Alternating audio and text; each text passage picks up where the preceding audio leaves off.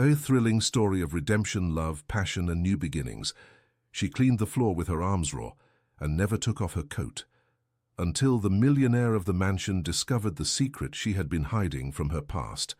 And what he did next, no one would ever expect. Helen didn't move.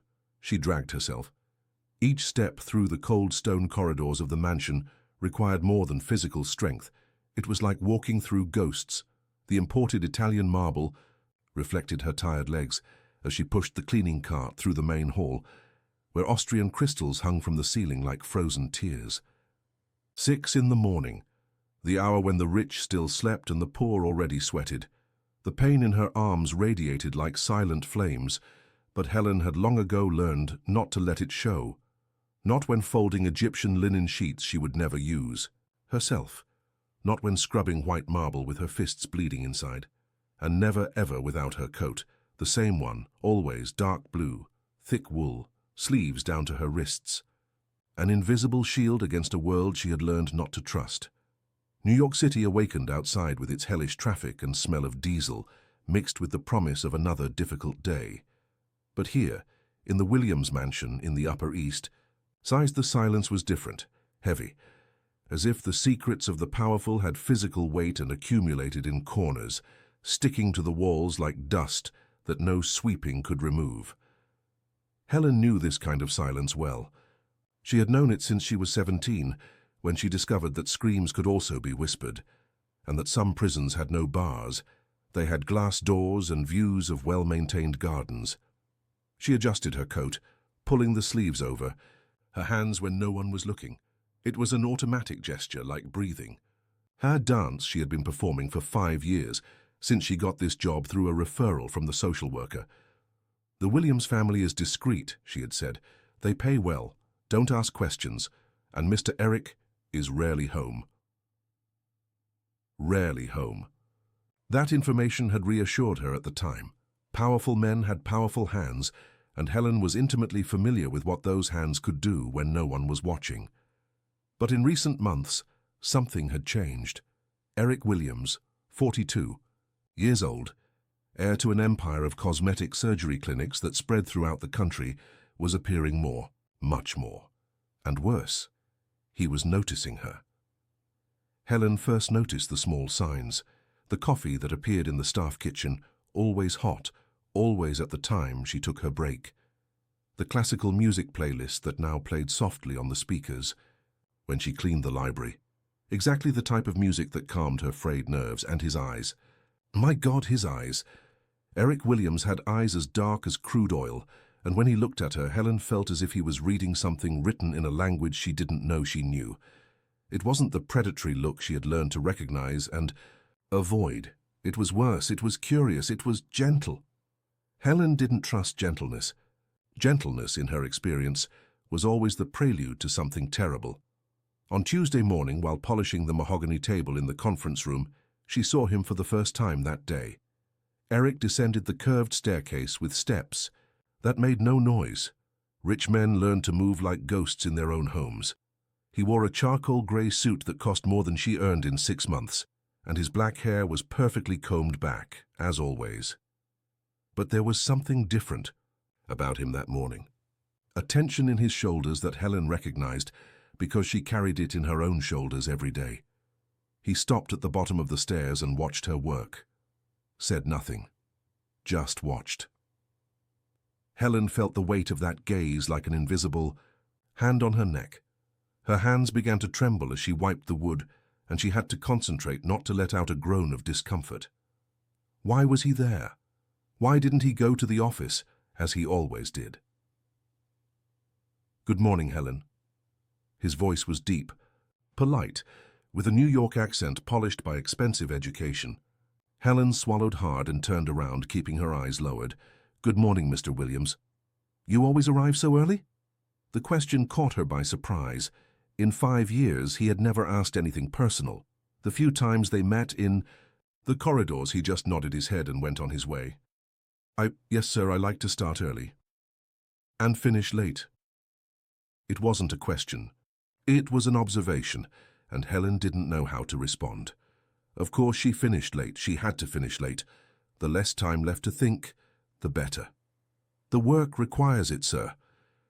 Eric took a step toward her, and Helen instinctively took a step back. He stopped immediately as if he had noticed her movement, and something changed in his expression. A shadow of understanding passed through his eyes.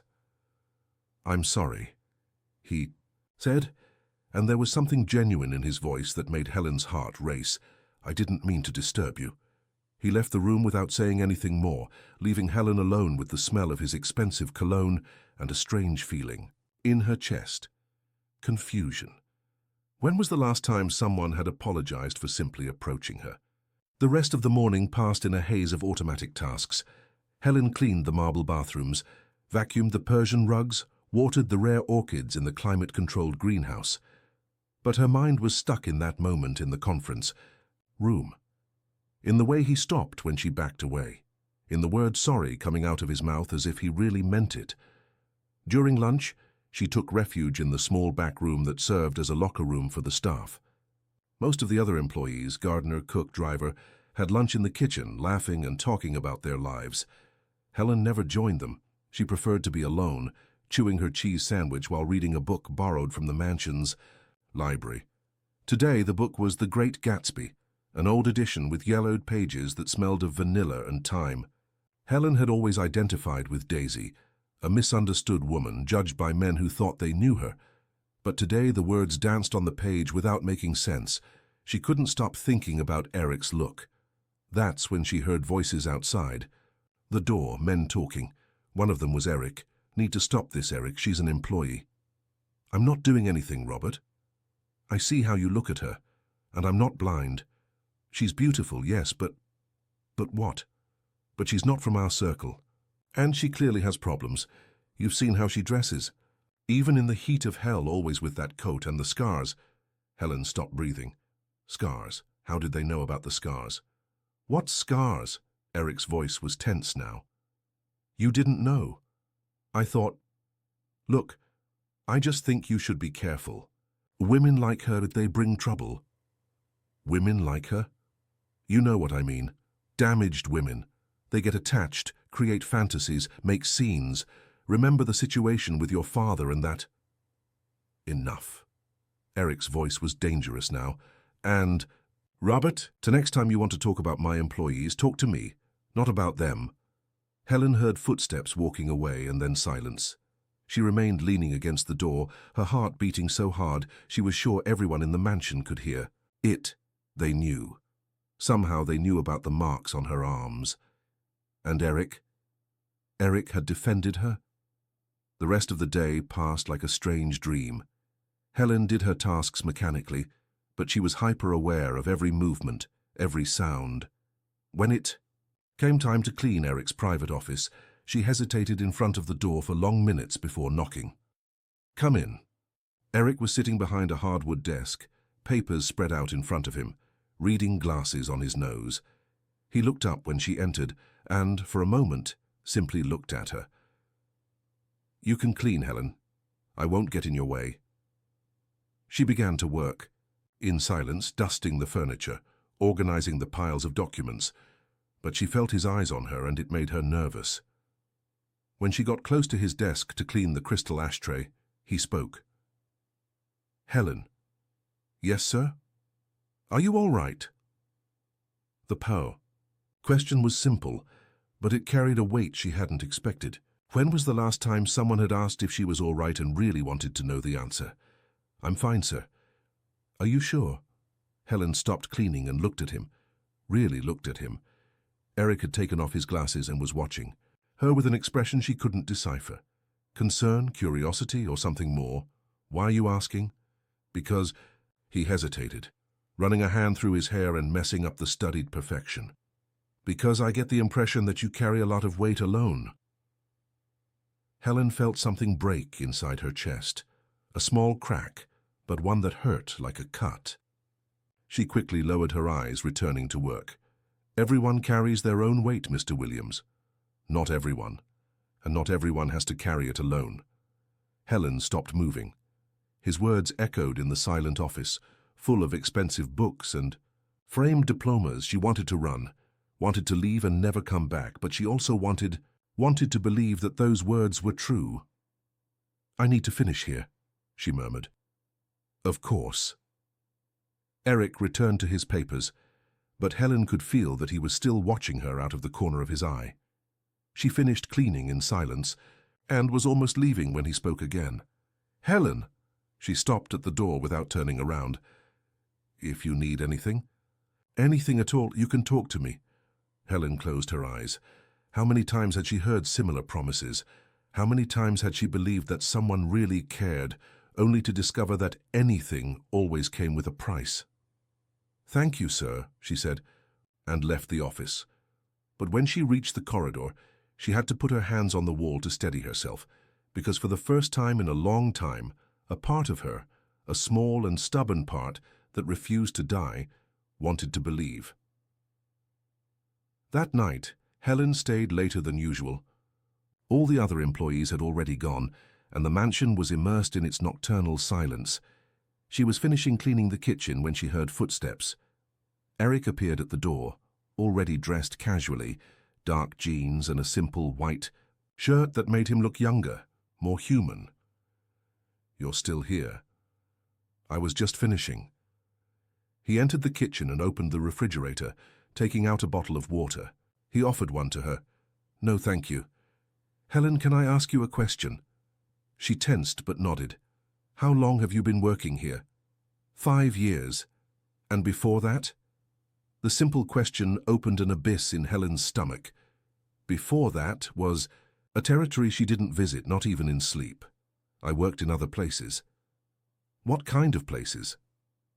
Helen looked at him, searching for signs of what he really wanted to know, but all she saw in his eyes was genuine curiosity, perhaps even concern. "Why are you asking?" Eric leaned against the granite counter, maintaining enough distance not to frighten her. "Because in 5 years I've never really talked to you, and that seems wrong. I'm just an employee, Mr. Williams. You're a person, and people deserve to be seen." The phrase hit Helen like a punch. To be seen. When was the last time someone had really seen her? Not her scars, not her fears, not her past, but her. "I should go," she said, her voice almost a whisper. "Are you afraid of me?" The question was direct, without beating around the bush. Helen looked him in the eyes and saw that he really wanted to know the answer. "I'm afraid of everyone," she answered, honest for the first time in years. Eric nodded slowly, as if he understood. "May I ask why?" Helen looked at her own hands, covered by the sleeves of her blue coat. "Because I've already learned that people hurt. Not everyone. Everyone who mattered." The silence that followed was different from the others. It wasn't loaded with tension or discomfort. It was almost understanding. "Helen," Eric finally said, "if someone hurt you, if someone is still hurting you—" "They're not," she quickly interrupted him. "Not anymore." But they were. It wasn't a question. Helen looked at him and saw that he already knew the answer. Not the details, perhaps, but the essential truth. She was a woman who had been broken and was trying to hold herself together with willpower and wool coats. "I should really go now," she said. Eric nodded, but when she passed by him on her way to the door, he spoke one last time. "Helen, if you want to talk about anything, I'll be here." She stopped without turning around. "Why? Why do you care?" "Because—" He hesitated, as if he were trying to find the right words. "Because I recognize pain when I see it. And no one should carry so much alone." Helen left the kitchen without answering, but his words followed her down the dark corridor, through the perfectly maintained gardens, to the bus stop where she waited alone in the cold New York night. "I recognize pain when I see it." As the bus took her back to the small apartment she shared with 2 other women in Queens, Helen wondered what kind of pain Eric Williams carried. Because a man who had everything, money, power, beauty, shouldn't know pain in the intimate way his voice suggested. But perhaps, she thought as she watched the city lights pass by the window, pain didn't choose an address. Perhaps pain simply arrived and settled in, regardless of the size of the house or the number in the bank account. And perhaps, just perhaps, she wasn't the only person in that mansion who knew what it was like to be broken inside while pretending to be whole on the outside. Helen arrived home after midnight. Her roommates were already asleep, so she moved silently through the small space, taking off her coat only when she was sure she was alone. In the foggy bathroom mirror, she looked at her arms for the first time in weeks. The scars were still there, of course, they always would be, white and pink lines that told a story she preferred to forget. But today, for the first time in a long time, she didn't just feel shame when she looked at them. She felt anger. Anger because Eric Williams, a rich stranger, had shown more genuine kindness in one day than she had received in years. Anger because her own ability to trust had been stolen from her by someone who should have protected her. And anger because, for the first time since she could remember, she wanted to believe that perhaps it was possible to be seen without being judged. Helen dressed for sleep and lay down on the narrow bed, looking at the cracked ceiling. Outside, New York City continued its nocturnal symphony of sirens and distant traffic. But inside her chest something had changed. For the first time in 5 years, she fell asleep, thinking of tomorrow not as something to be endured, but as something that might be worth living. Helen woke up to the smell of strong coffee and the sound of rain hitting the window of the small apartment. It was Thursday, and New York was as grey as her feelings. But there was something different about this morning, a strange expectation in her chest that she couldn't name. For the first time in years, she had dreamed of something that wasn't a nightmare. She had dreamed of dark eyes and a deep voice asking if she was all right. She had dreamed of hands that didn't hurt, of words that didn't cut. She woke up confused, almost angry at herself for allowing a stranger's kindness to invade even her dreams. On the bus to work, Helen observed the city awakening through the foggy window. Executives in suits running through the rain, street vendors setting up their stands, women like her going to clean houses of people who would never really know them. The world kept turning, indifferent to the small silent revolutions happening in people's hearts. When she arrived at the Williams mansion, the first thing she noticed was the different silence. Not the usual silence of wealth, but something heavier. Loaded, Mrs. Sullivan, the cook, a 50-year-old woman with calloused hands and a soft heart, intercepted her as soon as she entered. "Helen, girl, good thing you're here. There's something strange going on here today." "What kind of thing?" "Mr. Eric hardly slept.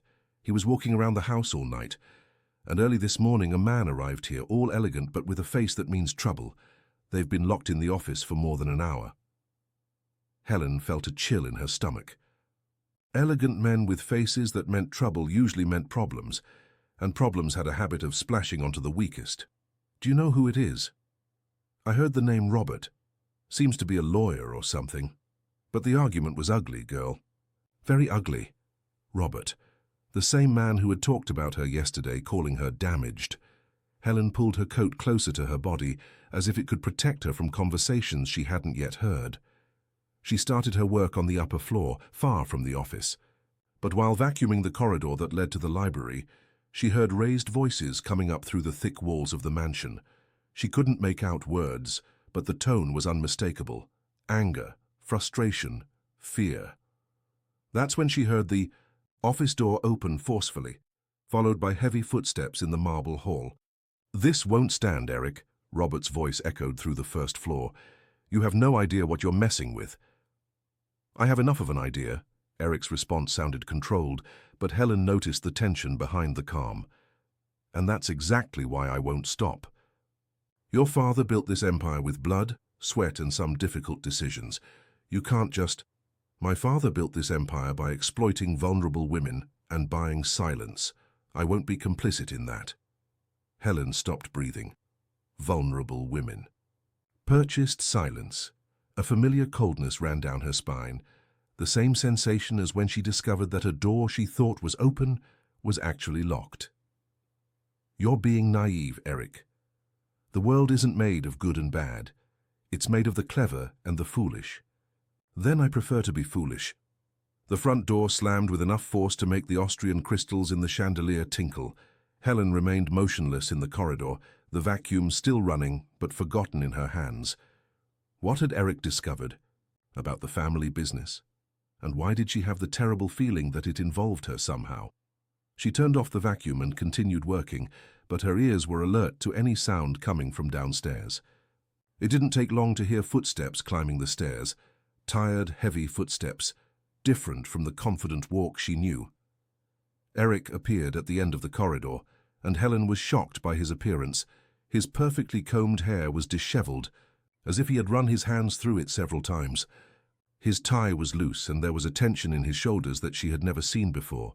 He looked broken. Helen. She looked at him, waiting. Could you clean the library today? I need to stay there for a while. There was something in his voice that she couldn't identify. Vulnerability, perhaps, or loneliness. Of course, Mr. Williams. She followed him to the library, a room that had always soothed her, walls covered with books from floor to ceiling, leather armchairs that felt like embraces, a stone fireplace that radiated warmth even when unlit. Eric threw himself into one of the armchairs and closed his eyes. Helen began to work in silence, dusting the spines of books, organizing the coffee tables. But now and then she would look at him out of the corner of her eye. Eric Williams, the man who had always seemed to have control over everything, looked lost. Helen? Yes? Can I ask you a personal question? Her heart accelerated, but she nodded.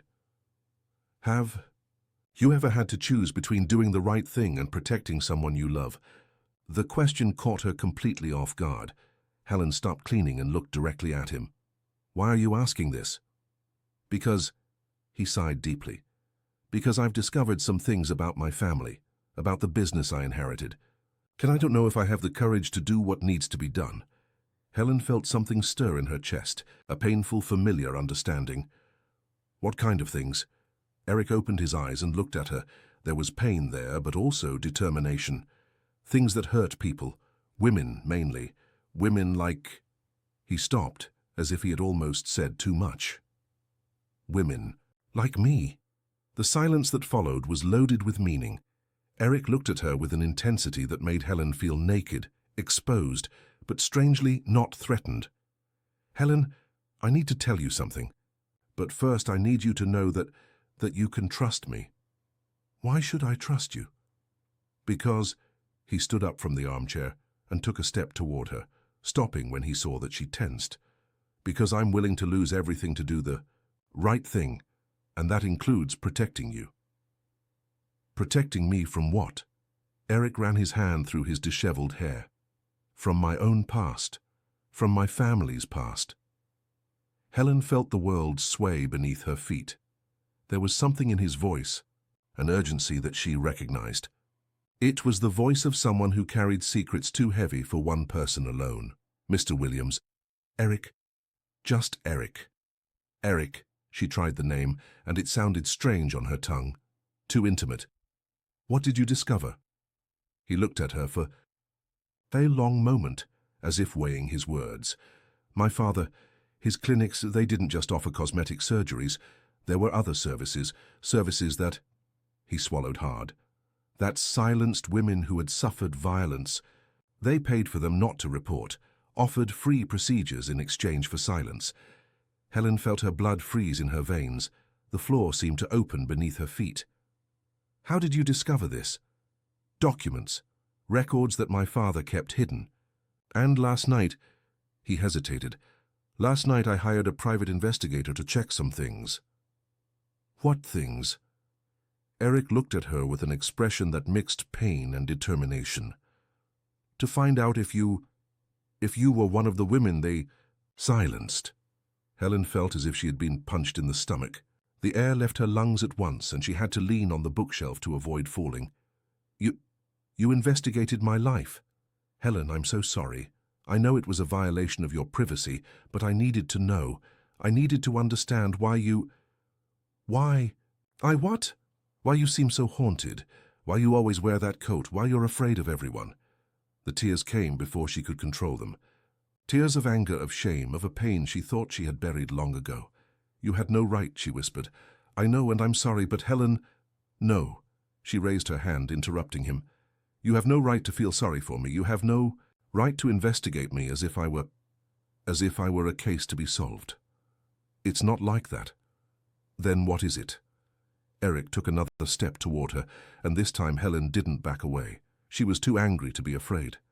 It's that I care about you. And when you care about someone, you want to protect them. I don't need protection. Everyone needs protection sometimes. Not from you, not from a Williams. The phrase came out like a slap. Eric stopped in mid-movement, as if she had physically hit him. What does that mean? Helen looked at him, at his dark eyes full of pain and confusion, and felt something break definitively inside her chest. All the barriers she had built, all the walls she had erected collapsed at once. It means that your family already destroyed me once, and I won't let it happen again. The silence that followed was deafening. Eric looked at her as if she were a ghost, someone who had just materialized before him carrying truths he didn't know existed. Helen, what happened? She took a deep breath, gathering courage to tell a story that she had never told completely to anyone. I was 19. I was dating a guy. He was a tattoo artist, an artist. Or at least that's what I thought. In the beginning he was caring, attentive, made me feel special. Eric sat heavily in the armchair, as if he knew that what was coming would be difficult to hear. But things changed. He started to become controlling, possessive, said he loved me so much that he couldn't stand to see me with other people, isolated me from my friends, from my family. And when I tried to resist, she pulled the sleeves of her coat, covering her hands. He used his work tools, said he was marking me as his. That art should be permanent. Eric closed his eyes as if Helen's words were stabs. My God. It took me months to find the courage to escape, and when I finally went to the police, when I tried to report, her voice began to tremble. An elegant lawyer appeared, said he represented the family of a very well-known plastic surgery clinic, offered a deal. No. They would pay for the treatment of my scars, give me enough money to start a new life, far from everything. In exchange, I would withdraw the complaint and never speak about what happened again. Eric opened his eyes, and Helen saw tears there. And you accepted. I was young, I was alone, terrified, and they made it seem like it was my only option, that if I didn't accept, they would make sure nobody believed me. Which clinic was it? Helen looked him directly in the eyes. Williams Clinics, Upper East Side unit. The world seemed to stop. Eric went pale, as if all the blood had drained from his face. When was this? 7 years ago, he calculated quickly. My father was still alive, still running the company. And now you run it, and hired investigators to discover my secrets just like he did. It's not the same. I didn't know. But now you know. And what do you intend to do with that information? Eric got up from the armchair and began to walk around the library, his hands in his hair. I'm going to fix this. You can't fix what's already broken. I'll try. Helen, I swear to you, I didn't know. If I had known— What? You wouldn't have hired me? You wouldn't have approached me? I wouldn't have let my father do this to you. The sincerity in his voice was almost palpable. Helen looked at him, searching for signs of lying, of manipulation. But all she saw was genuine pain, and something that looked very much like remorse. Why should I believe you? Because— He stopped walking and looked at her. Because I fell in love with you. The words fell into the silence of the library. Like stones in a calm lake, Helen felt the world spin around her. What?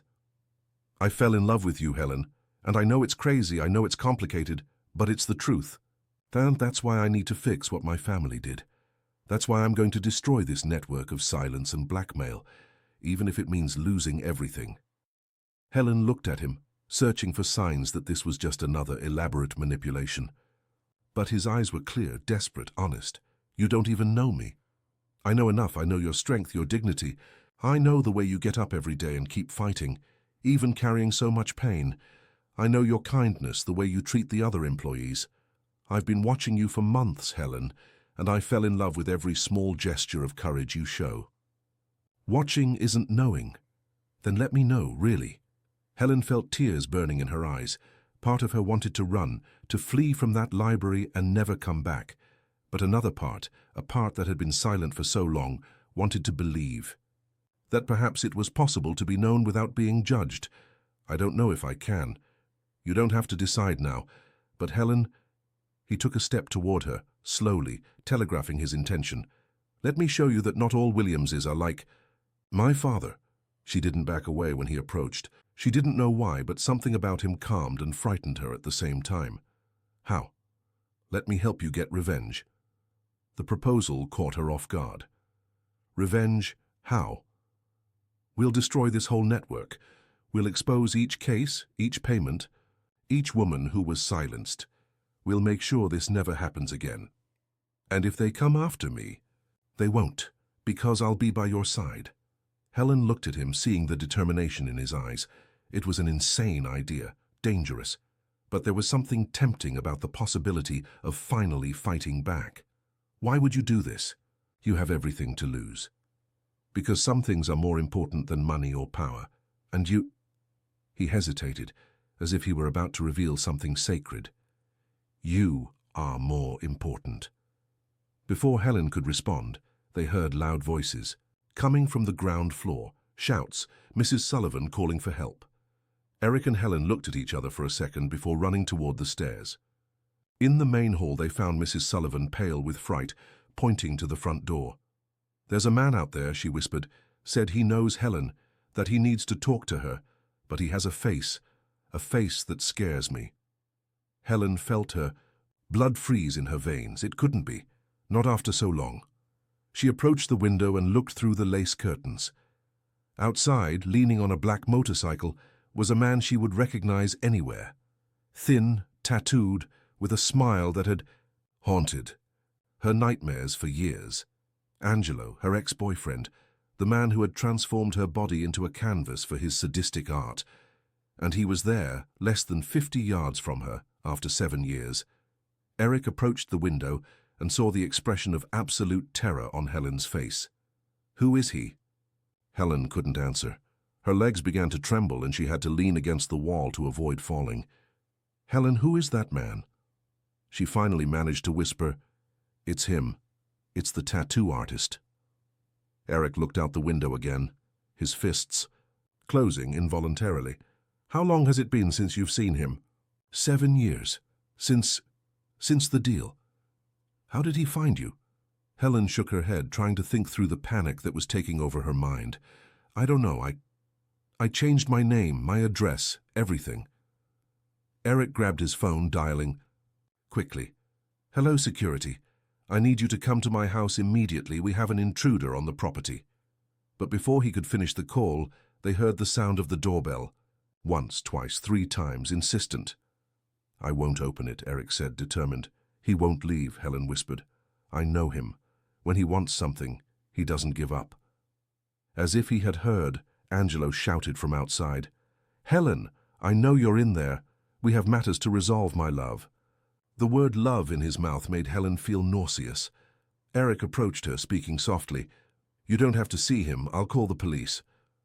The police won't help. He always finds a way to get out of things, and if I don't talk to him now... She took a deep breath. He'll keep coming back.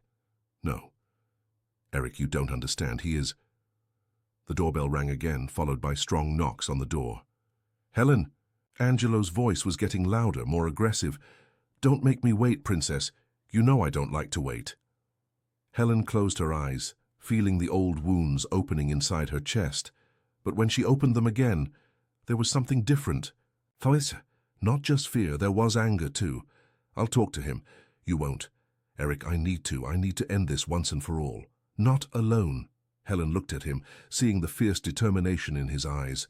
You would stand by my side. To the end of the world, if need be. For the first time in 7 years, Helen felt that perhaps she wasn't completely alone, and maybe, just maybe, it was time to stop running. Then let's end this, she said, surprising herself with the firmness in her own voice. Eric nodded, taking her hand for the first time. His fingers were warm, firm, secure, different from all the hands that had ever touched her skin. Together they walked toward the door, where Helen's past was waiting for them on the other side. But this time, she wasn't alone to face it, and that made all the difference. Eric's hand was warm and firm around hers, but Helen was still trembling when they reached the front door. The knocks on the other side continued, rhythmic and insistent like a troubled heart. She took a deep breath, smelling Eric's expensive cologne mixed with the aroma of polished wood in the mansion. A brutal contrast to the memories that were surfacing. The smell of tattoo ink, cheap disinfectant, and the fear that stuck to her skin like a second layer. "Are you sure?" Eric whispered, his fingers squeezing hers slightly. "I can have security handle this." Helen shook her head, surprised at her own determination. "No, I need to look him in the eye and tell him I'm not afraid anymore, even if it's a lie." She looked at him, seeing the genuine concern on his face. For a moment, she wanted to run into his arms and let him solve everything. But 7 years of therapy, of nightmares, of slow and painful reconstruction couldn't be wasted. She needed to do this. "Even if it's a lie," she confirmed. Eric nodded but didn't let go of her hand. Instead, he positioned himself slightly in front of her, like a human shield. He unlocked the heavy mahogany door and opened it just enough for them to see Angelo, but not enough for him to enter. Helen felt the world collapse and rebuild itself in the same second. There he was, exactly as in her nightmares, but also different. Still thin and tattooed, but there was something new in his eyes, a hunger she didn't remember seeing before. He wore ripped jeans and a black leather jacket, his arms exposed, showing the tattoos she knew intimately. Some were hers, designs he had made while she slept, taking advantage of her trust to mark territory. "Helen." His voice was exactly as she remembered, deep and controlled, but with an edge of obsession that made her nerves tense. "You look beautiful. Different, but beautiful." She didn't answer, just looked at him.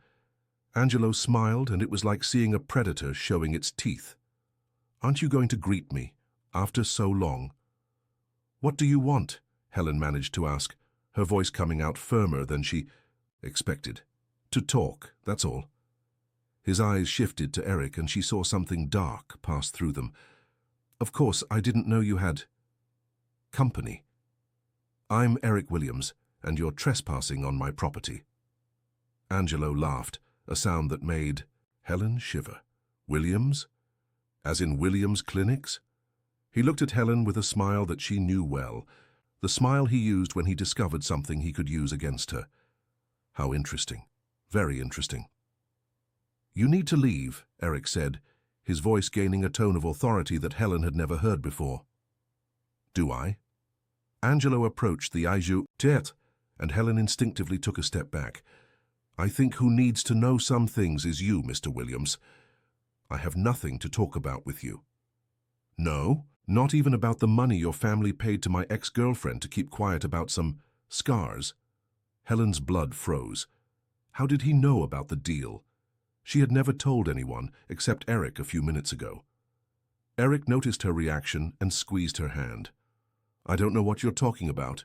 "You don't?" Angelo laughed again. "That's too bad, because I have very interesting documents. Contracts, receipts, photographs. You know how artists are, always documenting our work." Helen felt nausea rising in her throat. Photographs. He had photographed what he did to her. All these years, while she was trying to forget, he had proof of her most vulnerable moments. "You're a monster," she whispered. "I'm an artist, love. And you were my masterpiece." He looked at Eric. "I bet she never showed you my creations, did she?" "Too bad. They're really impressive."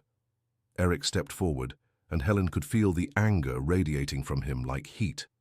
"You have 5 seconds to leave my property before I call the police." "The police?" Angelo feigned surprise. "But they'll want to see the documents. They'll want to know about the illegal payments your family made to silence victims of domestic violence. I imagine that wouldn't be good for business, would it?" Helen realized she was holding her breath. He knew. Somehow Angelo knew about the entire operation of the Williams family. "How did you find out about this?"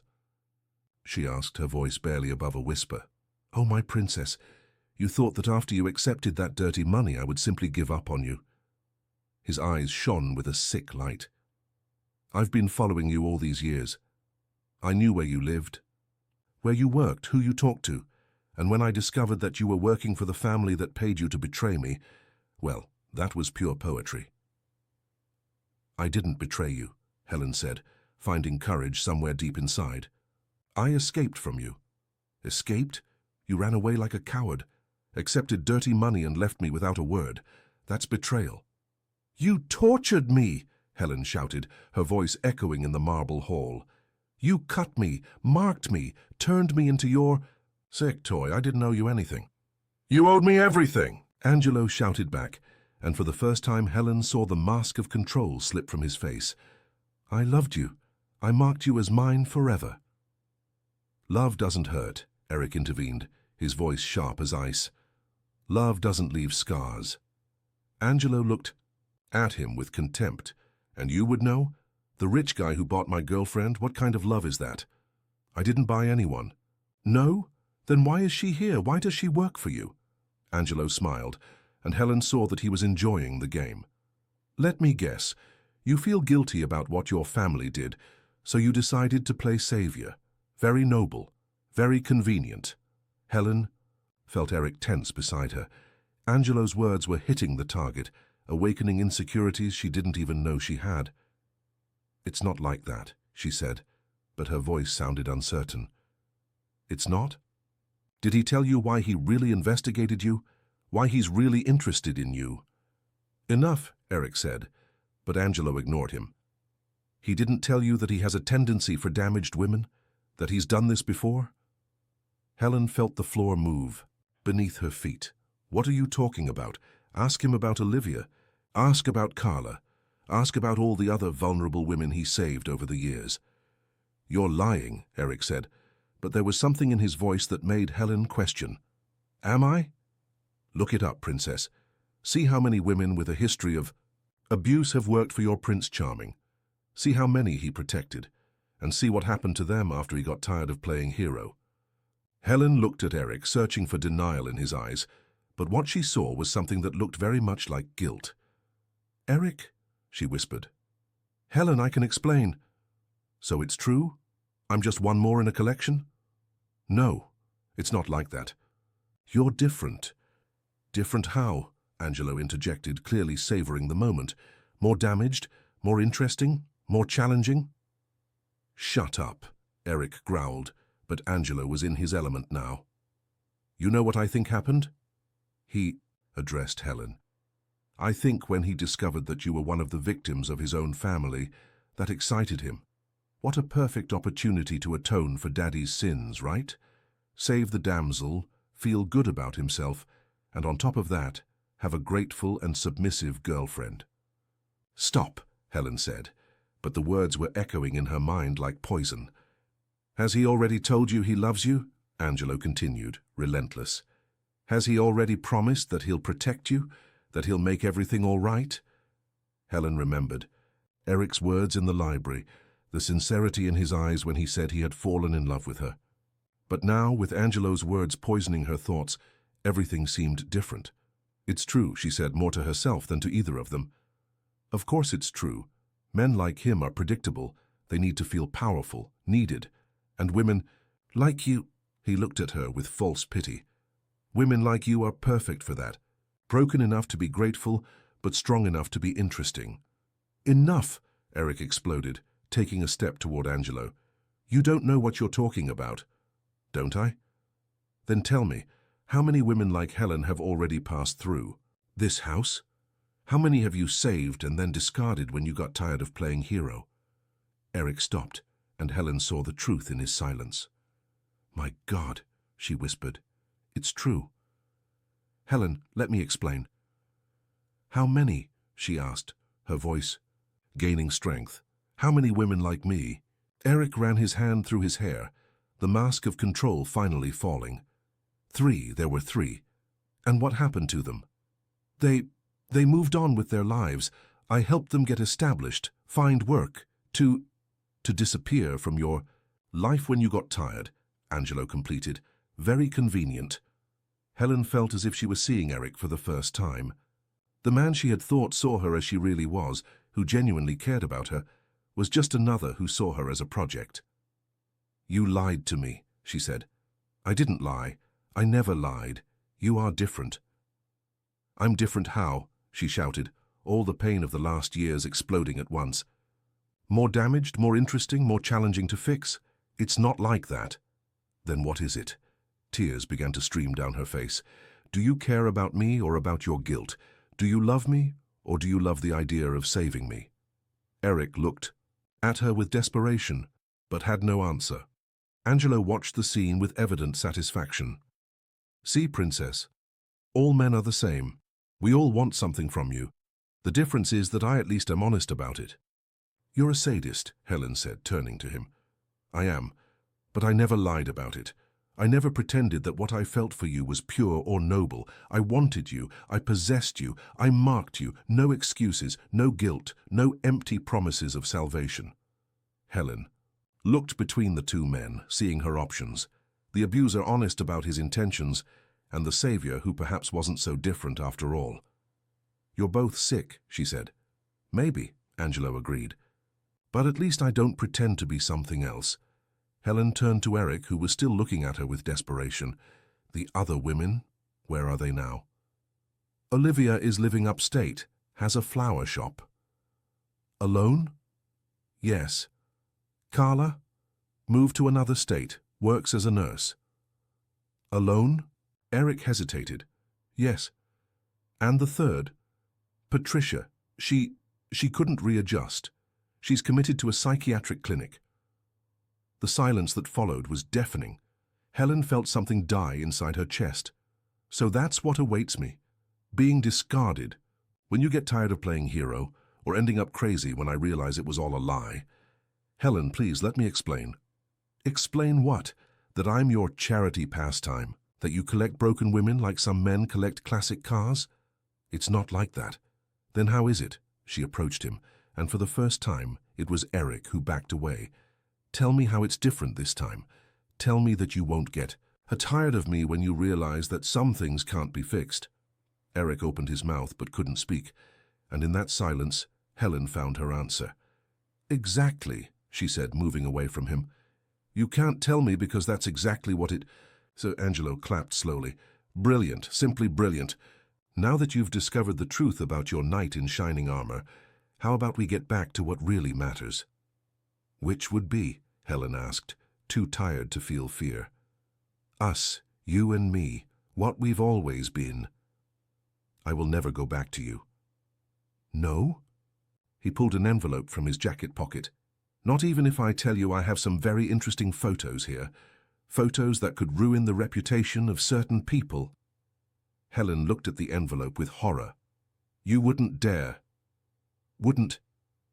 You know me, love, I'm capable of anything when it comes to you." Eric approached again. "How much do you want for the—" "Envelope?" Angelo laughed. "Oh, now you want to negotiate, how interesting, but you see it's not money that I want." "Then what?" "I want my girlfriend back." "I'm not your girlfriend," Helen said. "No?" He opened the envelope and took out a photo. Helen couldn't see what it was, but the expression on Eric's face made her imagine. "These photos say otherwise. They show very clearly who you belong to." "I don't belong to anyone." "No? Then why do you still carry my marks? Why do you still wear that coat to hide my art?" Helen looked at her own hands, covered by the sleeves of her blue coat. "Because they remind me not to trust anyone." "Lie." "They remind you of me, of what we had, of what we still have." "We have nothing. We have history, we have art, we have shared pain." He approached dangerously close to the door. "That's more than you'll have with him." Helen looked at Eric, who remained silent, clearly torn between protecting her and dealing with his own revelations. "You're right," she finally said. "I'm not going to have anything with him." "Helen," Eric began. "But I'm not going to have anything with you either," she continued, addressing Angelo. "Because I finally understood something." "What?" "That I don't need either of you. I don't need an abuser who marks me as property, and I don't need a savior who treats me as a charity project." She moved away from the door, walking toward the interior of the mansion. "You can both go to hell together." "Helen, wait," Eric shouted, but she continued walking. "You can't run away from me again," Angelo shouted, his voice losing all control. "I'll find you. I always find you." Helen stopped at the end of the corridor and turned around. "Then find me. But this time I won't be running, this time I'll be waiting." She went up the stairs without looking back, leaving the two men at the door. But when she reached the second floor, she heard Angelo shout, "You have 3 days, Helen. 3 days to decide if you want these photos to go public or if you want to come home with me." The door slammed shut, and Helen heard the motorcycle roar and move away. But Eric's footsteps coming up the stairs behind her made her speed up. "Helen, please let me explain." She turned at the top of the stairs. "Explain what? That you have a fetish for damaged women? That I'm your latest charity project?" "It's not like that. Yes, I helped other women. Yes, I feel guilty about what my family did. But with you," he climbed a few more steps, "with you it's different." "Different how?" She descended a few steps, meeting him in the middle of the staircase. "Tell me exactly how I'm different." Eric looked at her and she saw tears in his eyes. "Because with you I don't feel like a savior. I feel like a man who fell in love with a strong, brave woman who doesn't need to be saved, who can save herself." "Then why didn't you tell me about the others?" "Because I was afraid that you would think exactly what you're thinking now, that you weren't special, that you weren't different." "And am I?" "You're everything to me," he said, climbing one more step. "You're the first person in years who makes me want to be better. Not out of guilt, not out of obligation, but because you deserve the best of me." Helen looked at him, searching for signs of lying, but all she saw was genuine pain and something that looked very much like desperate love. "The photos," she finally said, "he really has them. We'll deal with it." "How?" "I don't know yet, but we'll find a way." "And if we don't find one? If he publishes everything?" Eric climbed the last step that separated them, getting close enough to touch her face. "Then we'll face it together, you and me, against the whole world, if need be." Helen felt new tears springing up. "You don't understand. These photos, they'll destroy everything. Your reputation, your business, your life. My life without you is worth nothing. You barely know me. I know enough to know that I want to know the rest. I know enough to know that you are brave, strong, beautiful. I know enough to know that if I lose you now, I'll never forgive myself." Helen looked at him, seeing the sincerity in his eyes. "And the other women, what did they mean to you?" They were my attempt to atone for my father's sins. They were my attempt to feel less guilty. But you—" he touched her face gently. "You are not atonement. You are redemption. What's the difference? Atonement is about the past. Redemption is about the future. With you, I don't just want to get rid of guilt. I want to build something new, something ours." Helen closed her eyes, feeling the touch of his hands on her face. It was gentle, careful, completely different from all the other hands that had ever touched her skin. "I'm very afraid," she whispered. "So am I. Afraid that you'll get tired of me. Afraid that this is just a phase. Afraid that I'm just another story for you to tell. And I'm afraid that you'll never forgive me for not being honest from the beginning. Afraid that you'll never trust me completely.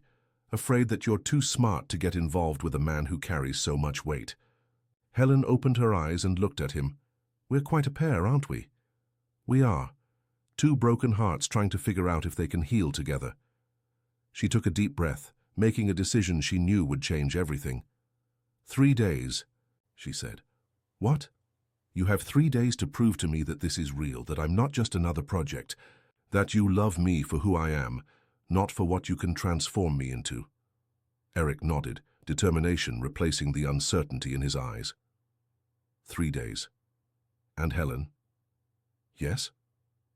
"When I prove it, will you give me a chance? A real chance to show you that some men can be different." Helen looked at him for a long moment, seeing not just the powerful and rich man, but also the vulnerable and haunted man who hid behind the facade. "Ask me again in 3 days." Eric smiled, and it was the first genuine smile she had seen from him. Will do. And Helen? Yes? About Angelo. We won't let him win. Not this time. Helen nodded, feeling something she hadn't felt in a long time. Hope. Not this time, she agreed.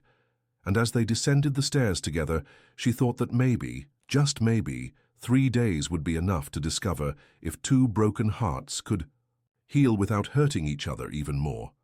But outside on the dark street, a black motorcycle waited in the shadows, and Angelo smiled, knowing that the game had only just begun. The first day of the 3 that Helen had given Eric began with rain.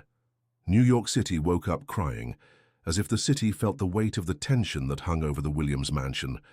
Helen hadn't been able to sleep properly, alternating between nightmares about Angelo and moments of lucidity in which she questioned whether she wasn't making the biggest mistake of her life by giving Eric a chance.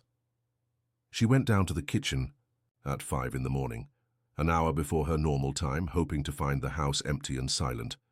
But Eric was already there, sitting at the marble table with a steaming cup of coffee between his hands.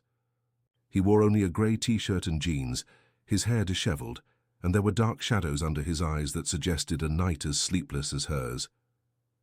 "Good morning," he said, his voice hoarse with fatigue. "Good morning," Helen replied, hesitant.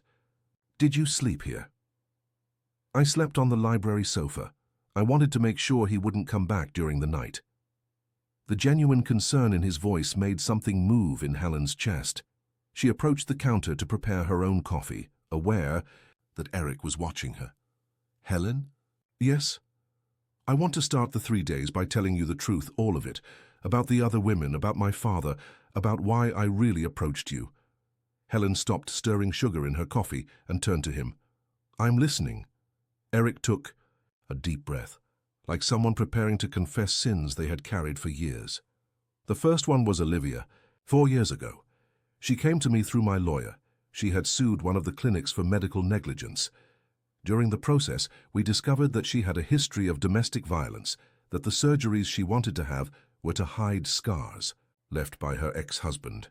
Helen sat at the table, keeping enough distance to feel safe but close enough to see every expression on his face. And I offered her a deal. I would pay for her treatment, help her get established somewhere else, and in exchange, she would withdraw the lawsuit. But during the time she stayed here while she was recovering," he hesitated, "I felt useful for the first time since my father died. I felt like I was doing something good with the dirty money I inherited." "Did you get involved with her?" Eric shook his head. "Not romantically, but I became attached to the idea of being her savior. When she moved upstate and started her flower shop, I felt a strange emptiness, as if I had lost my purpose." "And Carla?" "Carla appeared 2 years later. A nurse, she had been raped by a doctor during a shift. The doctor's family offered money for her to keep quiet. She refused and was fired. Lost everything. When I heard the story..." "You offered help." "I offered. And this time," he looked at his own hands, "this time I fell in love. Or at least, I thought I had fallen in love." Helen felt a pang of jealousy that surprised her. "What happened?" "She moved to Ohio when she got a job at a hospital there, and I realized that what I felt wasn't love. It was need, the need to feel needed. When she left, happy and independent, I felt relief.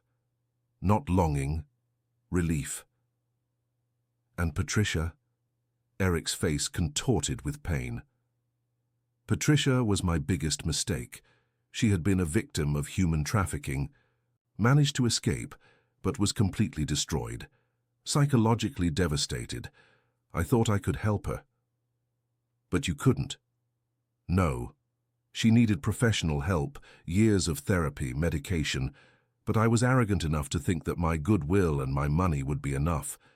When she started to become obsessively attached to me, when she started having episodes..." He stopped, clearly fighting against guilt. "I had her committed, and she's been in treatment ever since." Helen absorbed the information in silence. There was genuine pain in Eric's voice, real remorse for the consequences of his actions. "Why do you do this?" she finally asked. Why do you look for broken women? Because I'm broken too, he answered without hesitation. Because I grew up watching my father destroy vulnerable women, and I thought that if I saved some, it would somehow balance the scales, karma, divine justice, whatever. Something that would make me feel less guilty for carrying the Williams name. And me? Helen asked, her voice almost a whisper. Why me? Eric got up from the chair and walked to the window, observing the rain falling in the perfectly maintained garden.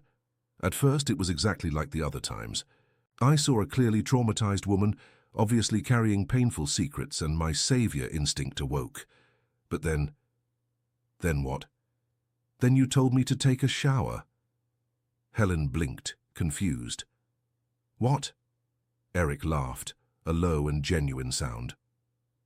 In the second week you were working here, I appeared in the kitchen all sweaty after a run, expecting you to make some comment about how dedicated I was to exercise, how healthy I was. You know what you did? Helen shook her head. You looked at me with disgust and said, Mr. Williams, with all due respect, you stink. Go take a shower before entering my clean kitchen. Despite everything, Helen smiled. I said that?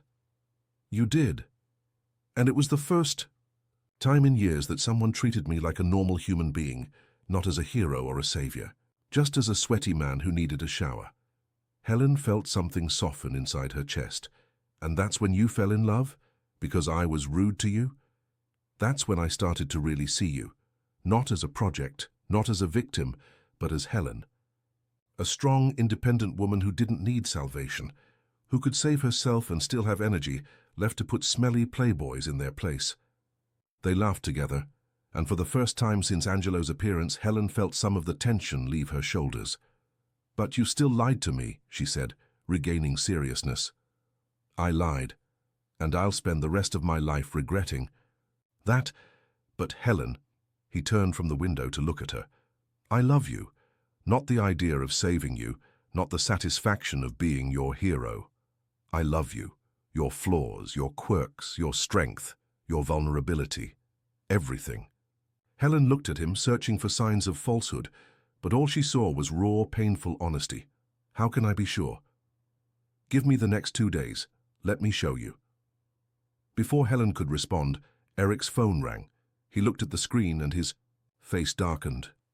Robert, he said, answering, I told you I didn't want to talk to you anymore. Helen couldn't hear the response, but she saw Eric's expression become increasingly tense. What do you mean he contacted you? Eric asked, his voice gaining a dangerous tone. More inaudible conversation. Robert, listen carefully. You're not going to do anything without talking to me first. Nothing, understood? He hung up the phone forcefully and looked at Helen. Angelo contacted my lawyer last night. Offered the photos in exchange for money, a lot of money. Helen felt her blood freeze. How much? $200,000. My God. Robert wants to accept the deal, says it's cheaper than a public scandal. And you? Eric looked at her with an intensity that made her heart race. I'm not going to pay a penny to that psychopath. We'll find another way. What way? I don't know yet, but we'll find one. The rest of the morning passed in a haze of forced normality. Helen tried to continue with her usual tasks, but was constantly aware of Eric's presence around the house. He wasn't exactly following her, but he always seemed to be in the same room as her, as if he were afraid to leave her alone. It was during the afternoon, while she was organizing the books in the library, that Eric appeared with a stack of documents in his hands. Helen, I need to show you something. She stopped working and looked at him. What is it? Documents about my father's operation, about how they really worked.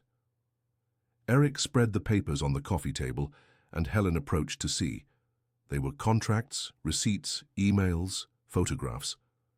A complex network of corruption and silencing. How did you get this? They were hidden in my father's private safe. I only got the combination after he died.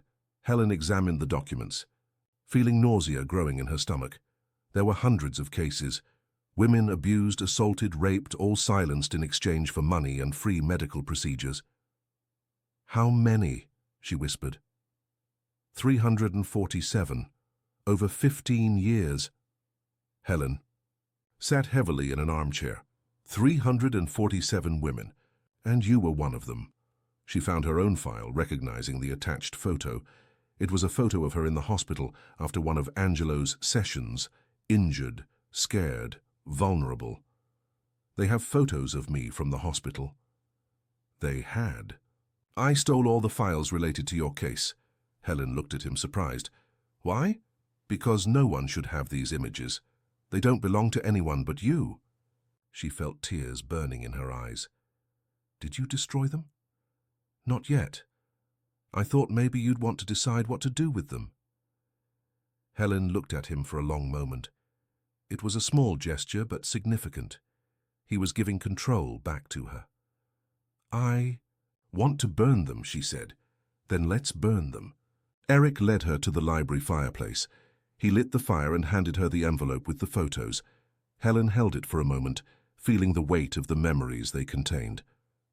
Do you want to do this alone? Eric asked. Helen shook her head. No, I want you to be here. She threw the envelope into the fire and they both watched the flames consume the images. It was cathartic, liberating, as if she were burning a part of her past that no longer served her. Helen? Yes? There's something else I need to tell you. She turned to him, still warmed by the flames of the fireplace. What? About how Angelo got all this information. You found out? Eric nodded, but his expression was somber. He didn't get it alone. Someone inside the company is helping him. Helen felt the floor move beneath her feet. Who? I still don't know, but someone, with access to confidential files, is passing information to him. It's the only explanation for him knowing so much about our operation. Robert? Maybe, or someone higher up in the hierarchy. Helen approached the window, observing the garden darkening with the end of the afternoon. So it's not just Angelo, it's a conspiracy. It seems so. And what do we do? Eric approached her, stopping at a respectful distance. We investigate. We find out who the traitor is, and then we destroy all of them. Helen turned to look at him, seeing fierce determination in his eyes. That will ruin you too. If this whole operation comes to light, your reputation, your businesses. To hell with all of that, Eric said, taking one more step. None of it is worth it if it means that men like Angelo continue to hurt women like you. Eric. Helen, I want you to know something. Even if you decide you want nothing to do with me after these 3 days, even if you decide you can't trust me, I'll continue fighting against this. I'll destroy this entire network, expose all the culprits, even if it destroys me in the process. Helen looked at him, seeing the absolute sincerity in his eyes. Why? Because it's the right thing to do. And because, he hesitated, because maybe it's the only way to redeem myself for my family's sins. And if I decide to stay? If I decide to give you a real chance? Eric took the last step that separated them, getting close enough for her to feel the warmth of his body. Then we'll do this together, you and me against the whole world. Helen looked into his eyes, searching for any sign of falsehood. But all she saw was love, determination, and something she hadn't seen in a long time, hope. You have one more day, she said, and I intend to make the most of it. Eric leaned in and for the first time touched her face with both hands. His fingers were gentle, careful, completely different from the hands that had already touched her skin. May I kiss you? He asked, his voice hoarse. Helen felt her heart accelerate. Part of her wanted to run, as she always did, but a larger part, a part that was tired of being afraid, wanted to stay. Yes, she whispered. The kiss was gentle at first, almost hesitant. Eric kissed her as if she were made of crystal, as if a sudden movement could break her. But Helen moved closer, her hands finding his chest, and the kiss deepened. It was different from any kiss she had ever received. There was no possessiveness, no demand. There was only affection, care, and something that she was beginning to recognize as true love. When they separated, both were breathless. Helen, Eric whispered against her lips. I know, she answered. knowing he understood. They stayed like that for long minutes, just holding each other, watching the fire in the fireplace consume the last vestiges of the photos. It was a moment of peace in the midst of the storm that their lives had become. But the peace was interrupted by the sound of Eric's phone ringing. Again, he looked at the screen and frowned. "Unknown number," he said. "Answer it," Helen suggested. "It could be important," Eric answered, putting it on speakerphone. "Hello?" "Good afternoon, Mr. Williams." Angelo's voice filled the library, making Helen instinctively shrink. "I hope you're enjoying your time with my girlfriend." "She's not your girlfriend," Eric replied, his voice controlled but dangerous. "No? That's too bad. But that reminds me, 2 days have already passed. You have only 1 more day to make a decision. We're not going to give in to your blackmail." Angelo laughed, a sound that made Helen's skin crawl. "Blackmail? What an ugly word. I prefer to think of it as negotiation." "What do you really want?"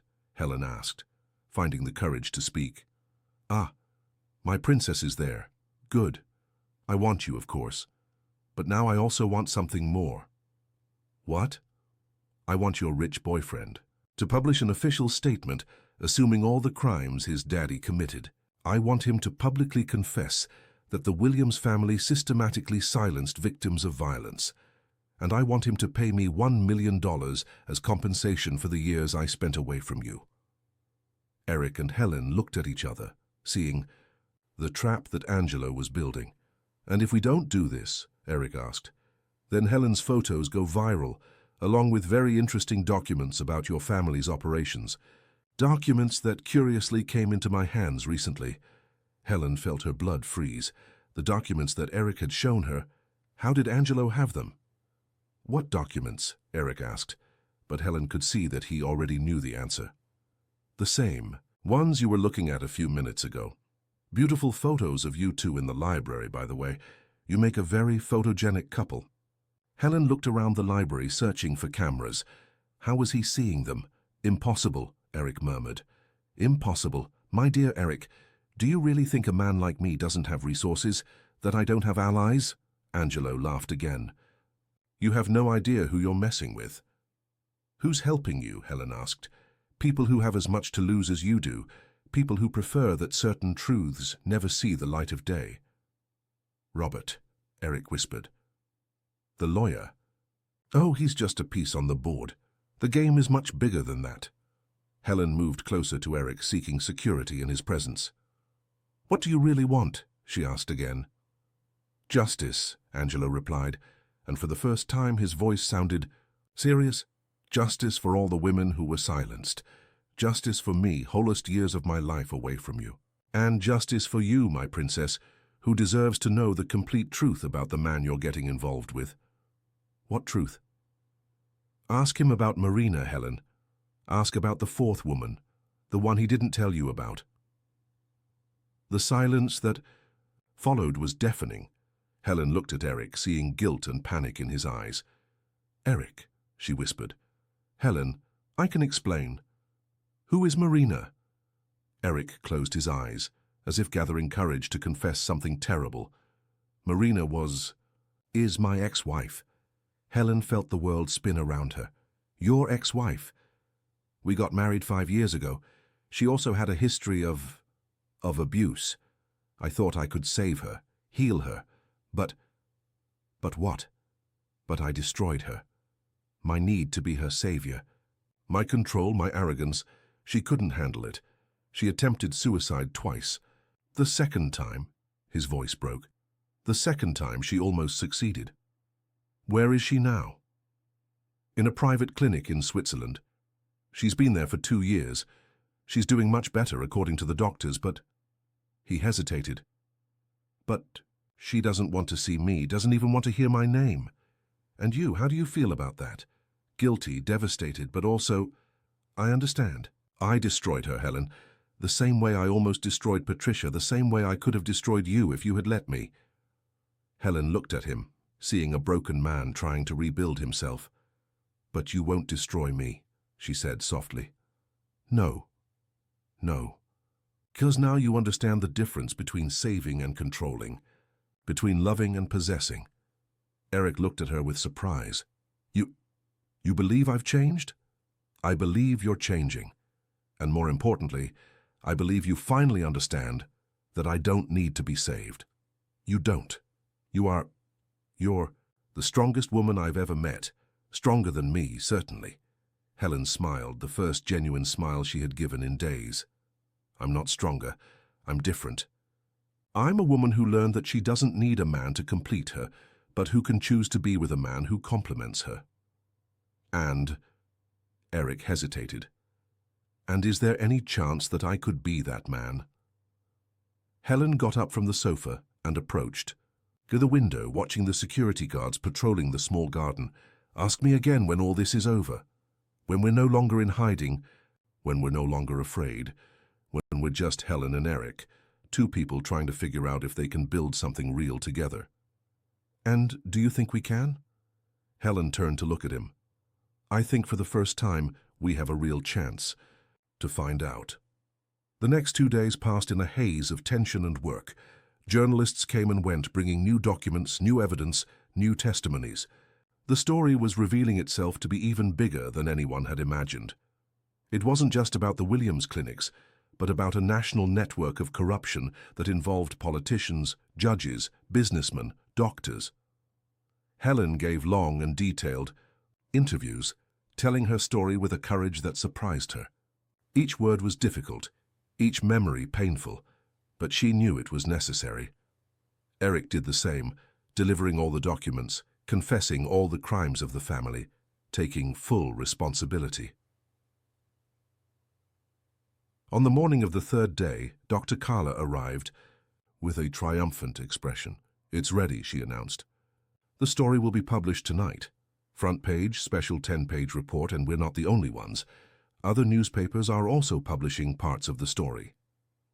And the reaction? Eric asked. It's already started. Arrest warrants are being issued. Investigations are being opened. Politicians are resigning. It's an earthquake. Helen felt a mixture of relief and fear. And our safety? It's improved a lot. With the story going public, it would be very obvious if something happened to you, but we'll still maintain protection for a few more weeks, just to be sure. That night, Helen and Eric sat together on the small sofa in the safe house, watching the first reactions to the report on television. It was surreal to see her own story being told on the news, to see Angelo's photo being shown as a tattoo artist suspected of multiple cases of domestic violence. How do you feel? Eric asked. Strange, scared, but also free. For the first time in 7 years, I feel like I'm not running from anything. And I feel ashamed, but also determined. I'm going to use all the money that's left after the compensations to create a foundation to help women victims of violence, the right way this time. Helen looked at him, seeing sincerity in his eyes. The right way? Without control, without salvation, just support, resources, therapy, job opportunities, safe housing, but letting them make their own decisions. Sounds like a good plan. Want to help me execute it? Helen considered the question. 2 weeks ago it would have been inconceivable, but now, I can consider it, she said, but as an equal partner, not as a protégé. Of course, as an equal partner. They went back to watching TV, but Helen was aware of the warmth of Eric's body beside her, of the way he occasionally looked at her, as if he couldn't believe she was still there. Eric? Yes. That question you were going to ask me when all this was over. Yes? You can ask it now. Eric turned to her, and Helen saw nervousness in his eyes. Helen, do you think you can forgive me?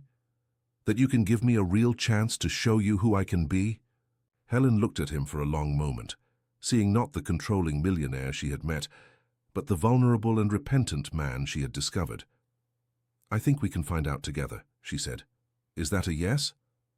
It's a let's see. It's an I'll give you a chance, but you'll have to earn it every day. It's an if you try to control me or save me, I'll leave and not come back. Eric smiled, the first genuine smile she had seen from him. I can live with those conditions. Are you sure? Because I'm not easy to deal with. I have nightmares, I have difficult days, I have scars that will never disappear. And I'm an ex-controller in recovery with a savior complex and a family of criminals. I think we're a match." Helen laughed, a sound she had thought she would never make again. "Yeah, I think we are." Eric moved closer slowly, telegraphing his intention. "May I kiss you?" "You may," she whispered. The kiss was different from the others. There was no desperation, no fear. There were just two people who had been through hell and decided that maybe they were worth rebuilding together. When they separated, Eric rested his forehead against hers. "I love you, Helen. Not the idea of you, not the version of you I can save. I love you. Your strengths, your weaknesses, your courage, your fears, everything." "I love you too," she replied, surprised to realize it was true.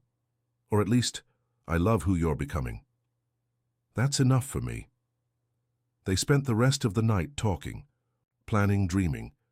They talked about the foundation they would create, about the women they would help, about how they could transform destruction into construction.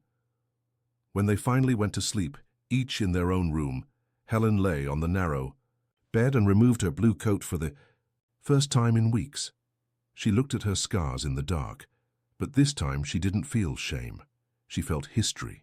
She felt survival. She felt strength. 6 months later, Helen was standing on the stage of a packed auditorium, telling her story to hundreds of women. Beside her, Eric watched with pride, not as her savior but as her partner. Together, they had created the Phoenix Foundation, which had already helped more than 100 women rebuild their lives. The corruption network of the Williams clinics had been completely dismantled. Dozens of people were in prison. Hundreds of cases had been reopened. Thousands of women had received compensation. And Helen had become a powerful voice in the women's rights movement. But the greatest victory wasn't public. It was personal. It was waking up every day next to a man who loved her for who she was, not for what she could become. It was having found her own strength, her own voice, her own freedom. When she finished her speech, Helen looked at the audience and saw hundreds of hopeful faces.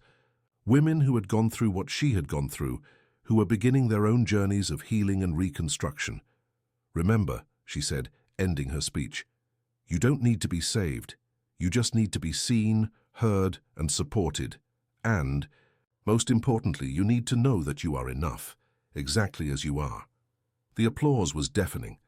Helen came down from the stage and found Eric waiting for her. "How was it?" he asked. "Liberating," she replied. "It always is."